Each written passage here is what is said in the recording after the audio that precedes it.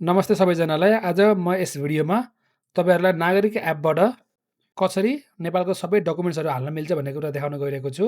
जस्तै कि national ID card, driving licence, PAN number, नागरिकता, पासपोर्ट र भोटर आइडी नम्बर। यदि मैले यहाँ गएर क्लिक गरेँ भने सबै मेरो डकुमेन्टहरू लिङ्क छ र मेरो डकुमेन्टहरू खोल्नेछन्।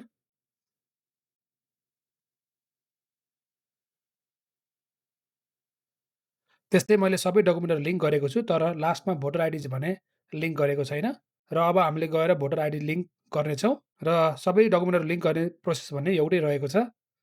तपाईँले यसमा क्लिक गर्नुहोला र तपाईँको आफ्नो भोटर आइडी नम्बर राख्नुहोला। यदि राखिसकेपछि प्रोसिडमा क्लिक गर्नुहोला र तपाईँको भोटर आइडी कार्ड लिङ्क हुनेछ र नेक्स्ट टाइम तपाईँले नागरिक एपबाटै हेर्न सक्नुहुनेछ। त्यसरी नै तपाईँले सबै डकुमेन्टहरू लिङ्क गर्न सक्नुहुनेछ, जसरी मैले यसमा अहिले देखाएको छु र सबै डकुमेन्टहरू मोबाइलबाटै देखाउन सक्नुहुनेछ या हेर्न सक्नुहुनेछ।